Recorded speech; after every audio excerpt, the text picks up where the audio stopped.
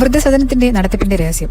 ഈ അമ്മയ്ക്ക് പ്രായമായതുകൊണ്ട് മറവി കൂടുന്നു. അവർ കൊച്ചുമകൻ ബാൽക്കണിയിൽ നിന്നും താഴോട്ട് ചാടുന്നു നോക്കി നിൽക്കുന്നു. കുട്ടിയുടെ അമ്മ ഓടി വന്ന് അതിനെ രക്ഷിക്കുന്നു. ഇനിയും ഇങ്ങനെയൊന്നും ഉണ്ടാകാതിരിക്കാൻ അമ്മയെ മകൻ വൃദ്ധസദനത്തിലാക്കുന്നു. അമ്മ കാലിൽ വീണ് കരഞ്ഞിട്ട് പോയും ആ മകൻ കാറിൽ കയറി പോകുന്നു. അന്ന് രാത്രി അവൻ ചെയ്തതിൽ പശ്ചാത്താപം തോന്നുകയും തിരിച്ച് അമ്മയെ കൊണ്ടുവരാൻ വൃദ്ധസദനത്തിൽ എത്തുന്നു. അവിടെ എത്തുന്ന അവന് അമ്മയെ അവിടെയൊന്നും കണ്ടെത്താനാകുന്നില്ല. മറ്റൊരു മുറികളിലും ഒരു പ്രായമായ ആളുകളെയും കാണുന്നതുമില്ല. എന്നാൽ ദൂരെ നിന്നും ആളുകൾ പൊട്ടിച്ചിരിക്കുന്ന ശബ്ദം അവൻ കേൾക്കുന്നു. അവൻ ആ മുറി തുറന്ന് അകത്തേക്ക് നോക്കുമ്പോൾ ഒരു കൂട്ടം ചെറുപ്പക്കാരെ അവിടെ കാണുന്നു.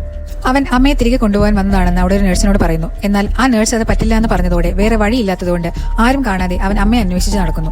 അവൻ ഒരു ഒളിത്താവളം കണ്ടെത്തുന്നു. അവിടെ ഒരാളെ ബെഡിൽ കെട്ടിയിട്ടേക്കുന്നതും അവൻ കാണുന്നു. ഇയാളും ഇവനെ പോലെ അമ്മയെ തിരികെ കൊണ്ടുപോകാൻ വന്നതാണെന്നും എന്നാൽ സ്റ്റാഫ് കണ്ടുപിടിച്ച് കെട്ടിയിട്ടതാണെന്നും പറയുന്നു. പെട്ടെന്ന് കാലൊച്ചകൾ വരുന്നത് കേട്ട് ഇവൻ ബെഡിന്റെ അടിയിൽ ഒളിച്ചിരിക്കുന്നു. അവിടെ വന്നവർ ആ ബെഡ് മറ്റൊരു റൂമിലേക്ക് തള്ളിക്കൊണ്ടുപോകുന്നു. ആ ബെഡിൽ കെട്ടിയിട്ട ആളെ അവർ മുന്നോട്ട് നടത്തുന്നു. അയാളുടെ അമ്മ ഒരു സ്റ്റേജിൽ നിൽപ്പുണ്ടായിരുന്നു. ഒരു ഭീകരജീവി അതിന്റെ കൈകൾ കൊണ്ട് ആ അമ്മയുടെ ദേഹത്തിലേക്ക് കൊണ്ടുപോകുന്ന കണ്ട മകൻ അമ്മയെ ഉപദ്രവിക്കില്ല എന്ന് പറയുന്നു. എന്നാൽ അവർ ആ അമ്മയെ ചെറുപ്പമാക്കാൻ വേണ്ടിയാണ് ഇങ്ങനെയൊക്കെ ചെയ്യുന്നത്. ആ ചെറുപ്പക്കാരന്റെ ചോര മുഴുവൻ ആ ഭീകരജീവി ഊറ്റിക്കുടിക്കുന്നു. ഇപ്പോഴാണ് ബെഡിന് താഴെ കിടന്ന അവന് കാര്യങ്ങൾ മനസ്സിലാകുന്നത്. മുൻപേ കണ്ട ചെറുപ്പക്കാർ എല്ലാം വയസ്സായ ആളുകളാണ്. ആ ഭീകരജീവിയാണ് അവരെ എല്ലാം ചെറുപ്പമാക്കി മാറ്റുന്നത്. എങ്ങനെയൊക്കെയോ അവൻ അവന്റെ അമ്മയെ കണ്ടെത്തുന്നു.